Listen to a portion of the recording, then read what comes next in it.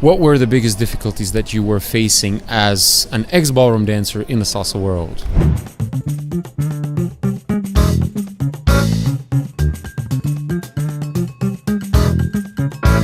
What is happening, everybody? I'm Igor Shalvarov here at Costa Rica Open Dance Fest 2018, and beside me is an amalgamation and the best part of two amazing worlds, the salsa world and the ballroom world, Miss Anya Katsevman. Oh, thank you. That's quite an introduction. Yes, you're very welcome. A little thing about Anya Katsevman. You see, about 10 years ago, if I'm not mistaken, you have completely shifted, well, maybe not so completely, but shifted into the salsa world from the ballroom world. You probably know Eugene Katsevman, and he is the man in the ballroom dance world, but Anya Katsevman is a 2 times world salsa champion. So what made you to take a leap of faith and just dive in? Well, first of all, I fell in love with the idea that dance is universal and accessible to all people. And when you enter the world of social dancing, that's sort of the projection of the statement that, hey, dancing is not just for competitors, dancing is for everybody, and you can do it recreationally, you can do it as a passion, you can relive your passion from childhood as an adult. It's accessible to all. As a ballroom dancer, I went the regular route of being a young person that studied her syllabus and did all the competitions. But as a salsa dancer, I realized that dance is a bit more broad than that movement is a bit more broad than that, and that your true relationship with the music and self-expression does not always have to be in a competitive format. Sometimes it's okay to do it for yourself. So it was a beautiful kind of new way of looking at dance, a new relationship with dance for myself.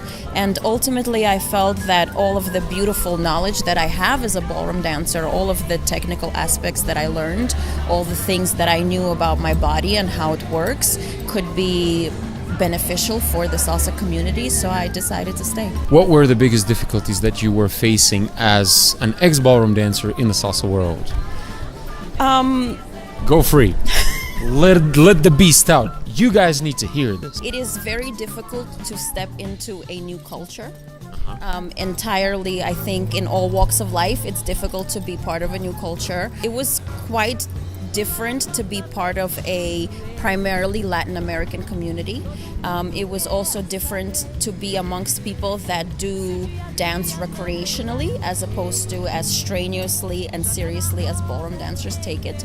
So I had to... Even though there were competitions in salsa at the time when you got yourself involved. Yes. There were a few, but the level of dancing wasn't very high, and the standard of what a competitor is or looks like or what they represent in competition was not on a very high level of athleticism. It was primarily just another thing they did. I don't think the concept of competition was well understood back in the day, at least when I started. So it was a challenging transition because not everybody is open-minded, not everyone is accepting, not everyone is welcoming of other things, even though culturally salsa has a large background in diversity, and a lot of great things came about from diverse cultures being together. Sometimes the mentality is still a little bit close-minded, so that was a difficult transition. Let me just pick on a few words actually. Diverse cultures being brought together.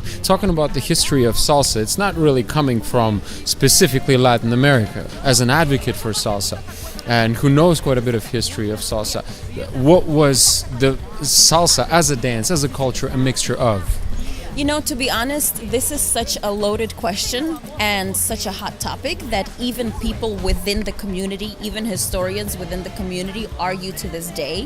Where do their roots come from? Who really invented what, right? There are like 10 people who say they invented each dance style, each style of music. So for the most part, the rhythmical patterns all originate from Africa, and then they made their way to the Caribbean and Latin American countries.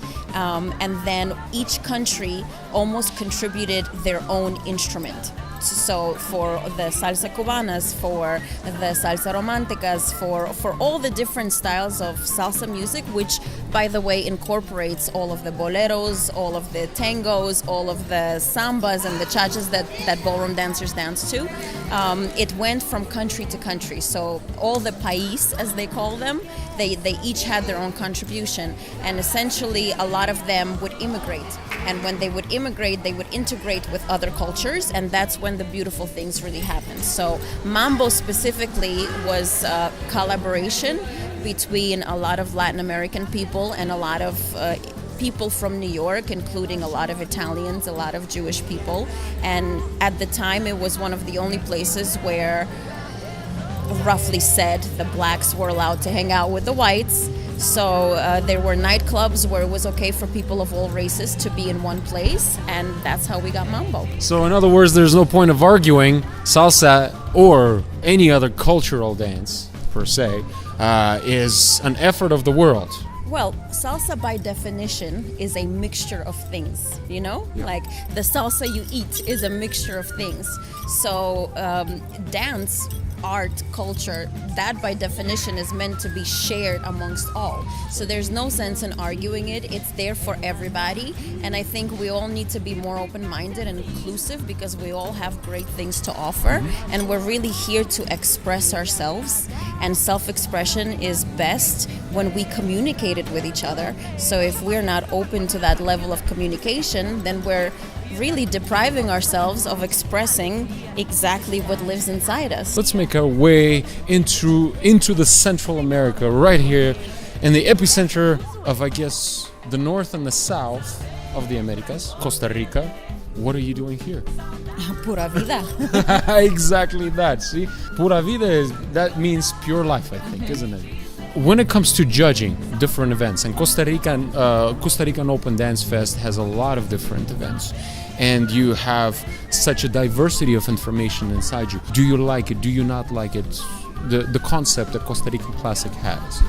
Actually, conceptually, this is one of my favorite events to work in because I think art is art and dance is dance, and the more exposure we have to the different things that are out there, the better we get at our craft. So it's really beautiful to be at an event where there's salsa and ballroom and tango and hip hop and jazz and every type of expression, because personally, when I was growing up as a ballroom dancer, I didn't know that other dances existed, you know? And when I discovered salsa, I really discovered that dance is multidimensional. So to be in an environment where all of those dimensions exist under one roof is quite exhilarating. And I think all the people that are here, they're all gonna go home a bit more inspired because they get to see something they don't see every day. And they got to see other people like themselves expressing themselves in a slightly different way, which creates more variety, more diversity, essentially makes us better. Great point and a great peace of mind from a two-time world salsa champion, Anya Katsevman, here at 2018 Costa Rica Open Dance Fest with me, Igor Shalvarov.